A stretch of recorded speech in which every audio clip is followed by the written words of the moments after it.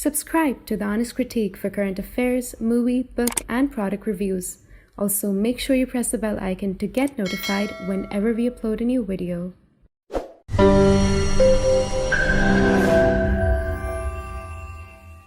The views, information, or opinions expressed during the video series are solely those of the individuals and do not necessarily represent those of The Honest Critique and its employees. The following video contains strong language which may be offensive to some viewers. Viewer discretion advised. So firstly, Got thank you it. so much for taking your time and speaking to us.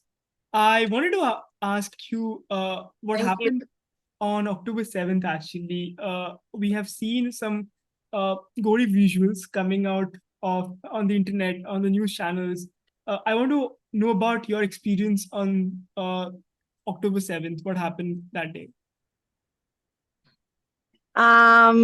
Okay, first of all, it was very overwhelmed for us. It was a real nightmare. We woke up 6:30 and we heard the first alarm. I remember myself, I was in my own bedroom, and then my own bedroom is not safe, so I had to run to the shelter, which is my sister's room. And then we heard tons of alarms and explosions from everywhere.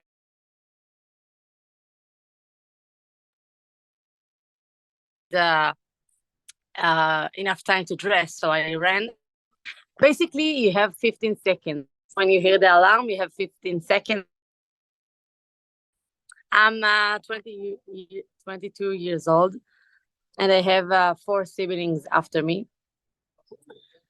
And I remember that we all ran to the shelter, and then from then on, from 6:30 until about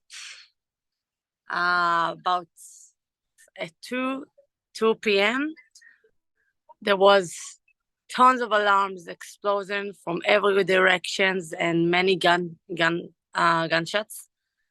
And lock the doors and close the windows because there are terrorists inside our moshav, which is not usually happening. So I wanted to ask you actually, on October 7th, we have heard that for the first time, a lot of terrorists came inside the kibbutz and they started going house to house and attacking the residents. Was something very similar that happened in your area as well? About the alarms or about the terrorists? About the terrorists entering the neighborhood. The terrorists, it's something that we knew that could happen, but not in any way like it was, because we were imagining a few times when we knew that there are tunnels, for example, for many years, and then the IDF attacked and targeted, and then it's kind of saved us for many years. But in the time, they become more creative with the terrorism, that now they took a paraglider, that actually, if I'm not wrong, the EU was paying them and also taught them to fly the paraglider, okay? And they thought they can kind of promote to the Gaza citizen, because they thought, why not? They can fly over the sea in Gaza beach or something. But now we understand that all these kind of paragliders that they got from EU, they use it to attack us. They came with paragliders. They came with boats. They came from every direction, from the sea, from the air, from the ground.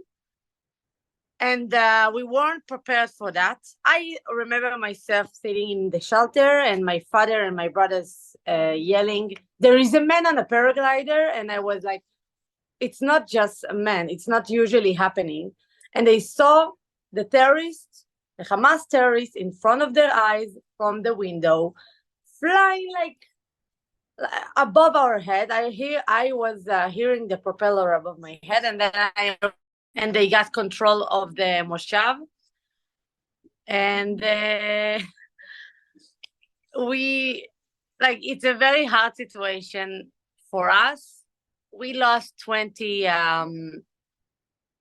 people from my moshav, people that I know, people that I got. They were my neighbor. They were my campers. My not campers. I was a guide a few years ago, so we knew a lot of people, and they got killed, and got some of them got killed to protect us, our emergency unit, and some of them just got murdered in their own homes. And we have I will talk about myself. I had this kind of information from the beginning, because they built kind of a checkpoint to watch us. Hamas built, if you know, my moshav called Netiv Asara. So they built a checkpoint to watch us every single day. And we, the civilians, were talking about it and making protests about it. I was posting about it for 2 years, I'm sorry. And then we felt that something is about to happen. But we didn't know how much big and how much horrible it will be, and how much they got tons of rockets. Okay, they trained to kill us. They knew whatever they need to do, and they knew that in the name of Allah they can do whatever they want.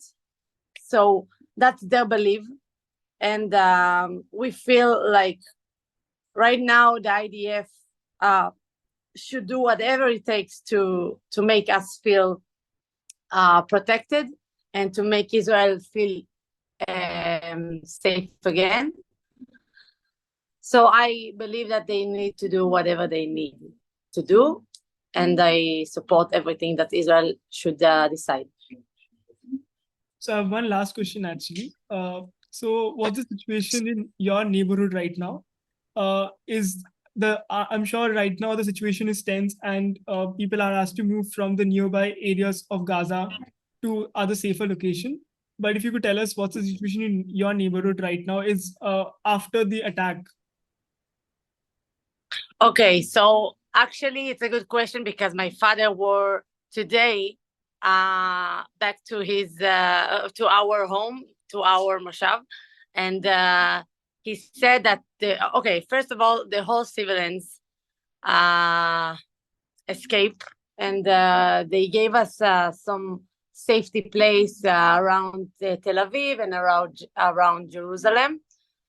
So now we are staying in a safe place. It's kind of a safe place, but I know that all Israelis like can get attacked in any time. Like we had a year before, we had a terror attack the whole year inside Israel, in Jerusalem, in Tel Aviv as well, and Judah and Shmaria area. So I know that there is a lot of terror that's also from inside, but so as I told before, my father was just came back from our home, and it's actually empty. Some of the houses got burned to ashes. He said that he saw our neighbor's house they got murdered by burning alive with I think RPG or something, and then they set fire the whole house. So he saw many things that it's actually a horrible movie, like a horror movie, but in actual life. Like, this is my life, this is our life. So it's my neighbors, it's my neighborhood. And I think right now, as much as we can, the people that survive now are kind of safe, like we have a safe place. But my father, when he was there, he told me like the neighborhood looks so empty. The neighborhood never been look so empty as before. So I hope I answer your question. Yeah. And is there anything you want our viewers to know from this, or you want to have a message for our viewers? We've seen the international media actually has been very, has been criticizing Israel for what it's been doing in Gaza. But that's why I wanted to talk to you, people who have experienced what has happened on October 7, and if there's something you want to tell to our viewers. Yes, I want. Thank you for also hearing us, because Israel is under attack also on the social media. There is so many fake news, and it's actually war inside the media. Like before, if we will take back years ago, we were after the Holocaust. Nobody was talking about it. Nobody stand out for us. So now you can actually see all the media talking about what's going on in Israel. And I feel the need to say only one sentence that Golda Meir was used to say: if Israel will take off the gun, will never be Israel. If Palestinian will take off the gun, will be peace. It's that simple. Okay, so we saw what they do when we give them the chance. When we give them the chance, we saw what they are doing, and they don't want peace. They want to kill as many Jews and Israelis as they can. They don't care how. They did brutally murder people with all kind of weapons, with all kind of options that you can't even imagine in your head. So I feel like the only thing that I will say is that Israel have to defend itself. Also, we really appreciate all the people that stand with us and trying to talk as much as they can and to tell our story, because we have so many things to deal with, and we're gonna come back much stronger. That's what I believe. Israel is very strong. Our military is strong. Our IDF is strong. And I believe that we will do whatever it takes. And be prepared. Don't be shy. Not shy. I'm sorry. Don't be sleep as well, because they come to every country. They are in any country. There is a very extremist Islam, and I think the West is next. So be careful. I have the duty to remind the others that what we are dealing with, it's something that the whole world will deal with. It's just a matter of time. So that's it. That's my message. Sure. Well, thank you so much for taking your time and speaking to us. It's a privilege. Thank you. And thank you for listening. Thank you so much. And thank you for sharing the truth about Israel.